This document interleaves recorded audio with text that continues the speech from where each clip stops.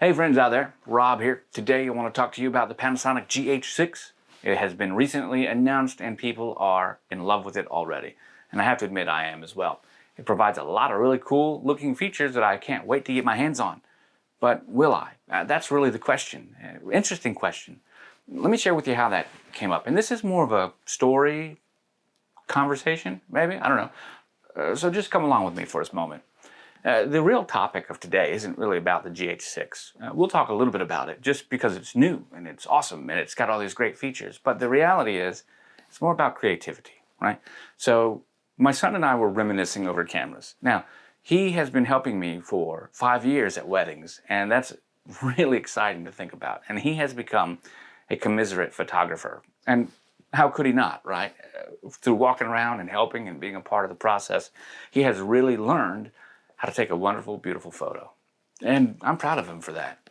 He's also a really great videographer, often doing my A-camera shots on Steadicam and Glidecam or gimbal, things like that. He understands the difference between a long or a wide or a close-up, detail, all that stuff. And I'm really, really happy to have him and very proud of the work he does. I rely on him.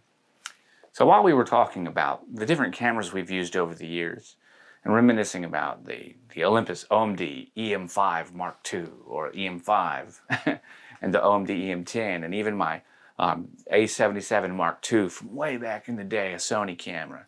And he's talking about how he really likes his first Canon, which used to be our photo booth. So it was an EOS like T6. Sorry if you guys have one. I hate that camera. And he used it with a beautiful 50mm lens, you know, f1.8, the nifty 50.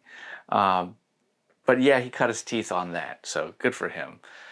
But he was also talking about the Fujifilm X-T2, which is his current camera. And he uses all of the cameras I've got, from the Sony A7 III all the way down to the Panasonic S5. It's not like when we go out as a team, myself and even the other photographers, when they need to use gear, we got plenty of cameras for them to use. There's no glory pig over here. Just take what you need to use and go. And that's kind of part of it. So we were reminiscing, and I was talking about the Panasonic S5, actually, this camera right here. And I was like, oh, this, that, and the other. And he's like, yeah, it's really great. What, you know, when the when the GH6 comes out, do you think you're going to get one? I'm like, yeah, sure. And he heard all of those things, and he says to me, after you said all that, why? I mean, that camera sounds so great. Why do you? Why? Wow. What, out of the mouths of babes. Of course, he's not a babe, but why, right? That's the question, why? For me, adding a camera is like adding a tool. It's a new asset that can be tasks. It's a new thing that I can do for my clients. I mean, heck, we just added with Chris West Entertainment an entire audio live stream and performance division to what we do. I mean, the business is growing. So yeah, could I add another camera to the DJ setup to make it easier for live streaming? Sure. Would the GH6 be the one to do that? Absolutely. Micro Four Thirds sensor. I'm not afraid of a smaller sensor. And that's it. Actually, I didn't even realize this. I have been buying Panasonic cameras. I've got 3 of them, right? $10,000 in cameras right there. I didn't even realize it, not including the lenses that go along with them. Of course, the only one that takes interchangeable lenses is the S5. The other ones are camcorders, right? So they all fit a specific need. And I have really diversified into Sony. We got 7 Sonys, yeah, right now, just to use from. Right, and I got the S5 because I was tired of waiting on Sony to come out with the A7 Mark IV. That's the one I have my eye on. So do I need another camera to create? No. In fact, that kind of got us talking about the obstacles that we've overcome as photographers and different things. And I can share with you that around here, you know, in the photography community, there are people that come or call that I help. That I don't like to use the term mentor, but sure, if I can be helpful, I like to be a helpful little tank engine, right? Thomas the Tank, Thomas the Train, right? So sometimes I'll bring them with me on my photo shoots. I don't usually bring them to weddings.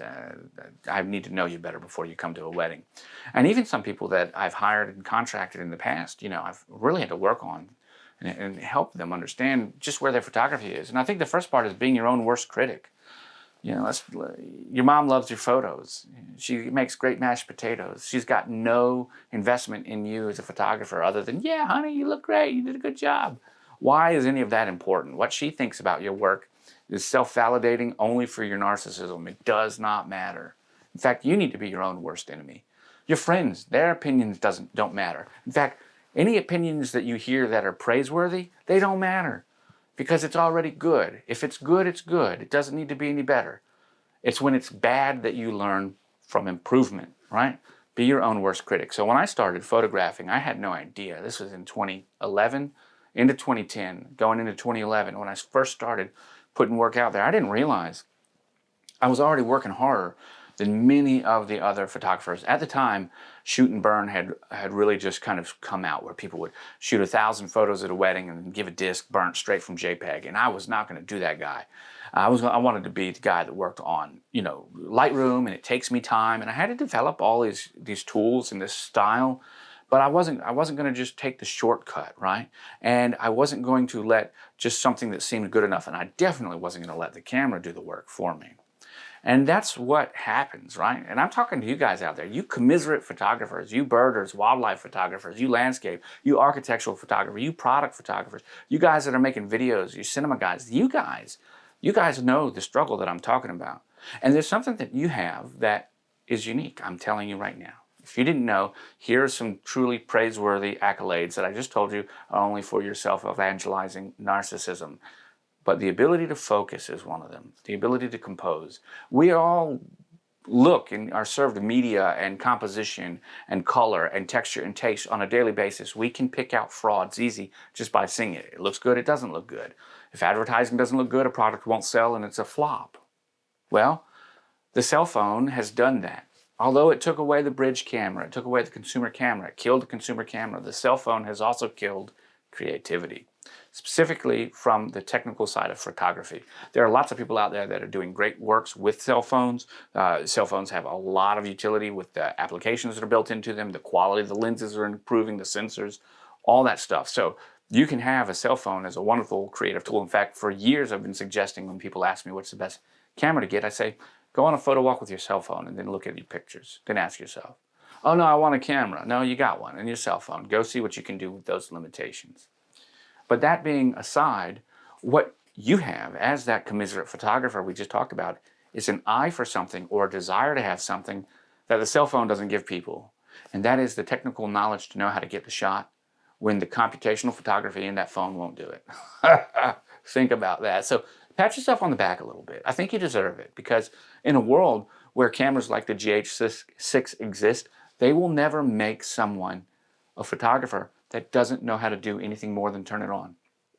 They won't make them a photographer. They won't make them a cinematographer. You're just like going into Guitar Center. You know how many guitars I've bought from Guitar Center?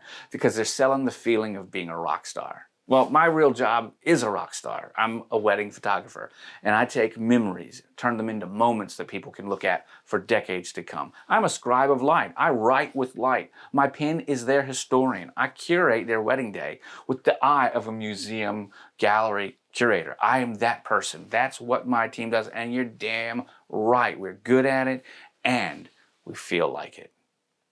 But when I walk into Guitar Center, I get that feeling when I buy that Les Paul that's sitting right over there. I can't play the Les Paul very well. Sure, I can chord some.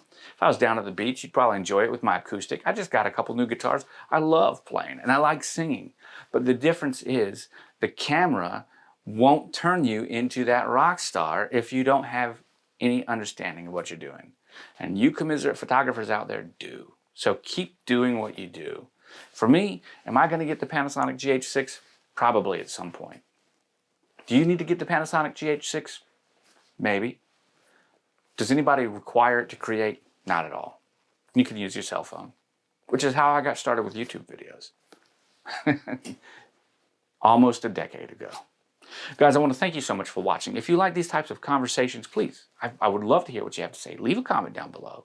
It'd be really nice to have some interaction. There are several of you that have been watching and commenting, probably less than 50 or 40, maybe even less than that, but that comment regularly. And Rob, you're one of them. Michael, you've become one. Andre, you're one out there too. I want to thank you guys so much for watching and commenting. Don, too, I don't want to forget you. Thank you. I truly appreciate it. Don't forget, if you want to support this, of course, you can do so by using the Amazon links down below. I ask all the time, but you know how it goes. It makes it easy for me to make this content for you. and it doesn't cost you a dime. If you want to send me a cup of coffee, that could cost you a cup of coffee. Use the PayPal link. If you don't, just watch the video straight through to the end. And since we're already at the end, comment, gotcha, and I'll know you've watched it. I want to thank you for watching.